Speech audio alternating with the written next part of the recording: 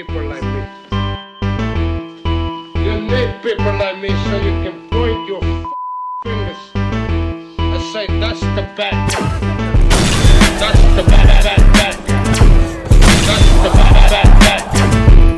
That's the bad guy. That's the bad guy.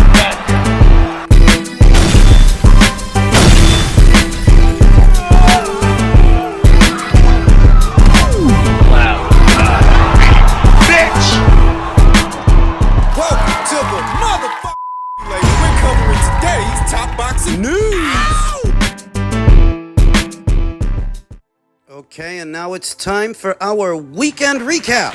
We're going to kick it off with the super flyweight title fight between the defending champion Mizuki Hiruta and a game challenger in Naomi Cardenas. I was awestruck by Mizuki's performance, how well she was able to manage the distance and mitigate the exchanges, move and work off the counter against a relentless opponent. A relentless fighter in Naomi Cardenas. The only parallel I can make is Liam Pado's performance against a relentless fighter in Subriel Matias. It was that kind of situation, except Mizuki was in even more control than Liam was, dealing with a come-forward pressure fighter that wouldn't stop, wouldn't quit. What made it possible was a combination of movement and activity, because you can't have too much of either. You can't just stand there throwing punches and bunches, because then you'll get sucked into a war and you'll give that pressure fighter what they want. At the same time, you can't spend too much time moving, because then it's just running. Too much time on the go, you're basically retreating. And so what won Mizuki the fight was a happy medium of both, a happy marriage of both movement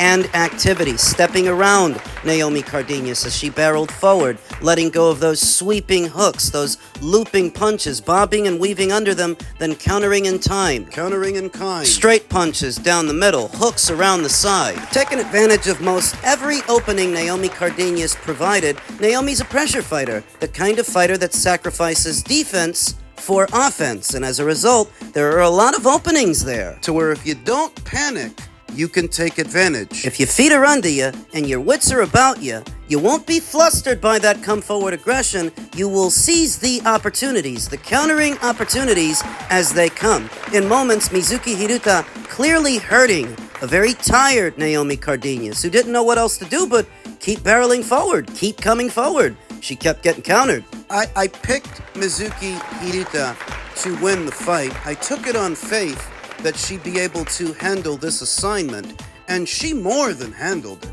Off of this performance, I am convinced that Mizuki Hiruta, in spite of being one of 4 champions in the super flyweight division, she is the best in show. Even though she's not a unified champion yet, I'm convinced that if she can land a fight with any of the other champions at this weight, she would beat them. She would beat them all. She would beat Jasmine Artiga for her WBA title, Ashley Gonzalez for her WBC, and Irma Garcia for her IBF. All they have to do is make the fights. And I think Mizuki would beat them all. I think that Mizuki has fast become the biggest threat to Gabby Fundora, the undisputed champion downstairs at flyweight.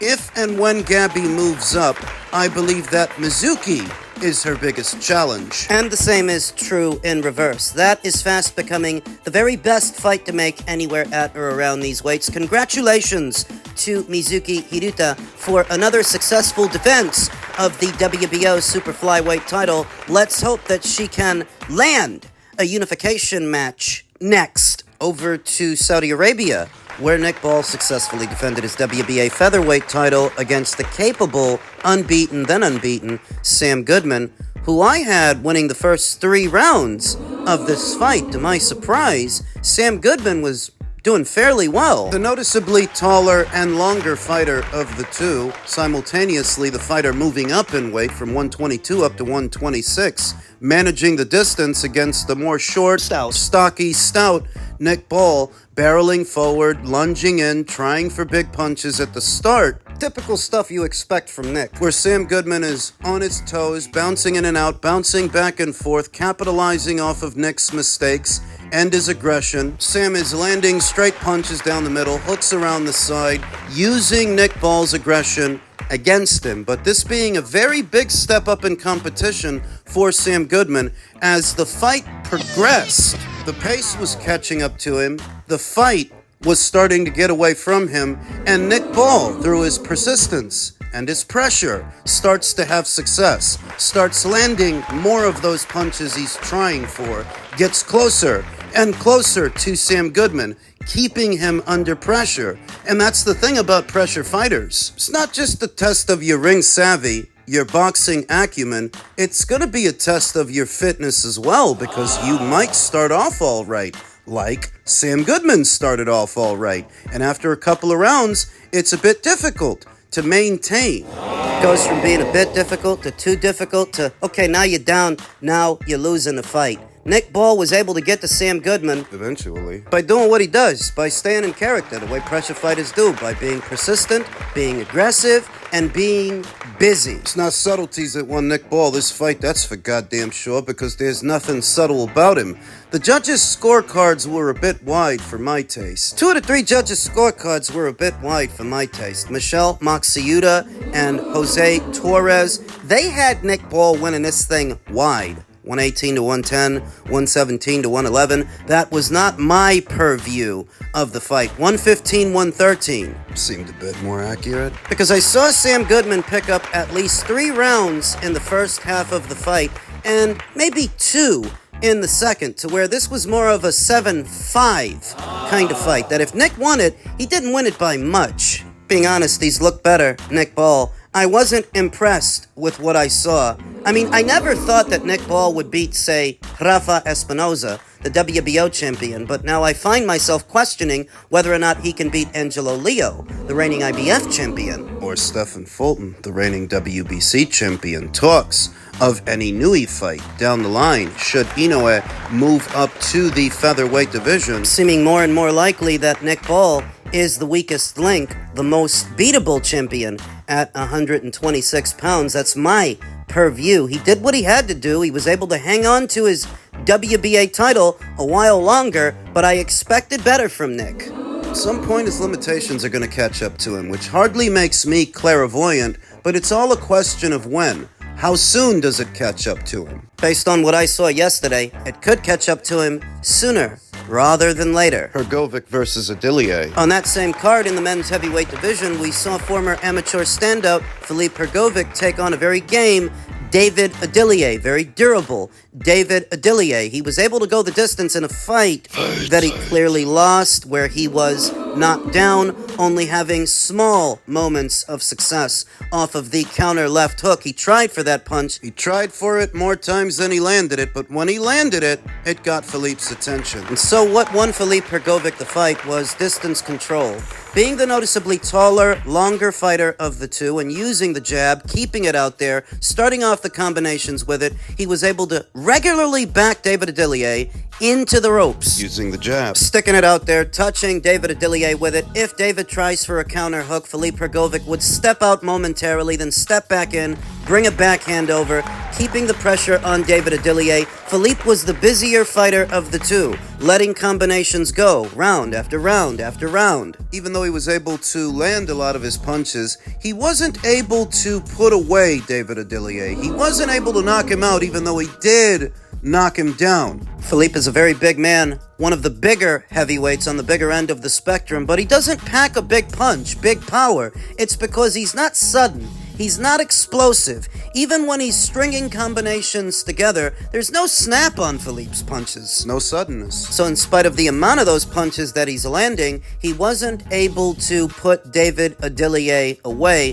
who you could see was trying to set a trap, trying to work off the counter, looking for a big home run left hook that might get Philippe out of there. A couple of times he landed it, and a couple of times it got Philippe's attention. He even opened up a cut over Philippe Hrgovic's eye. Just not enough. Not landing often enough, not amassing enough success. Most of the time he's on the ropes, hanging tough, hanging tight, trying to hang on as Philippe Hrgovic rained blows down upon him. And the knockdown really put Philippe over the top. This was a dominant win for Philippe. For the most part it was. He won this thing clearly. I think David Adillier has found his level. There are still fights out there for David. As Philippe Hrgovic advances in his career, there are still other fights for David in spite of the loss. I could go for a Frazier-Clark fight. Maybe David Adillier can face the winner of Dave Allen versus Arslanbek Makhmudov. David Adillier at his very best is a domestic-level British fighter, but as he inches closer and closer to world level, well, you see how it went yesterday. Showed his durability for what it's worth. He showed his durability, though, not much else. He showed he can take a shot, and he can recover, and he can hang tough, but testament to Fabio Wortley's punching power, I think. The whole time I'm watching Philippe Hrgovic rain blows down upon David, I'm thinking to myself, geez, Fabio Wortley must crack really hard. Fabio's fight with David ended a lot more abruptly than Philippe's fight with David. Fabio's got some heavy hands. That was a passing thought as I watched Philippe go to work, and credit to him. So maybe we can see a Philippe Hrgovic versus Fabio Wortley fight down the line. Congratulations to Philippe Hergovic for putting even more distance between himself and that loss to Daniel Dubois. Currently on a 2-fight winning streak, coming off a win over Joe Joyce, and now this latest win over David Adillier. We'll see what he gets into next.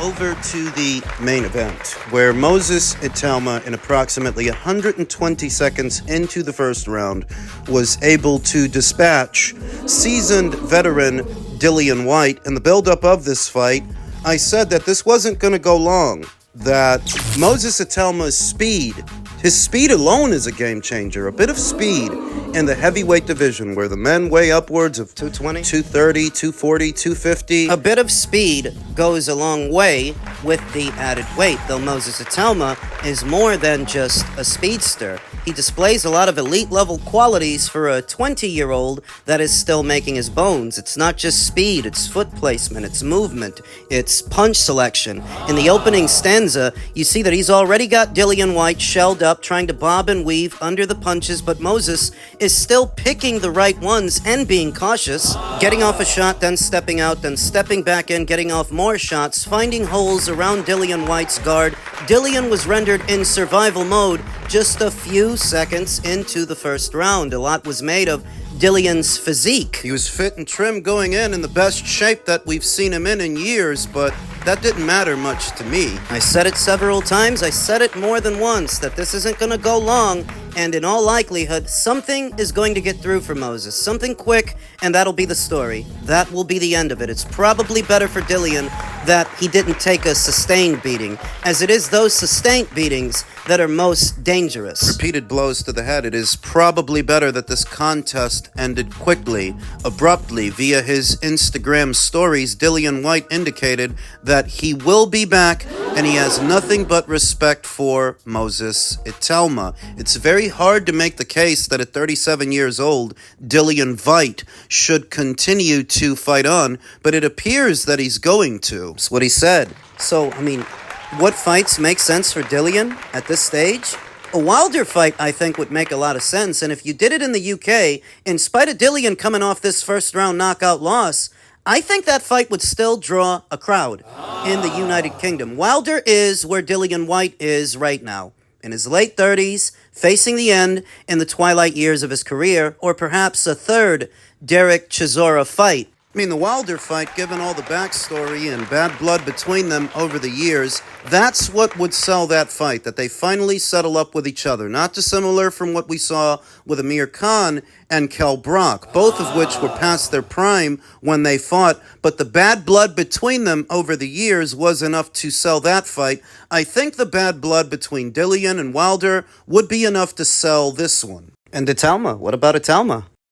Joseph Parker, Caballero, Usyk are good names, and but I know the team want me to get rounds before I get to that name. So someone like I know it's a bit boring, but no, Franklin. Hrgovic is a good name as well. So Hrgovic, Usyk, Joe Parker, and what's the last name? Caballero. But like I said, boring answer. probably want to get Jermaine Franklin only because he'll give me some rounds. Moses Itauma considers Jermaine Franklin a rather boring option. Not the most intriguing of the aforementioned names, but for me, I don't find that fight boring. Jermaine Franklin was able to go the distance with Anthony Joshua, with Dillian Whyte, never under threat of being knocked out by any of those fighters if you saw those fights. And those two fighters are two of the bigger punchers at the weight. Jermaine Franklin was able to give them rounds, make them work, and go the distance. They couldn't stop him. For me, if Moses did, that would be an even stronger statement than yesterday's statement, than yesterday's fight. Jermaine Franklin is neither burned out, old, over the hill, shot. I very much like the idea of that fight.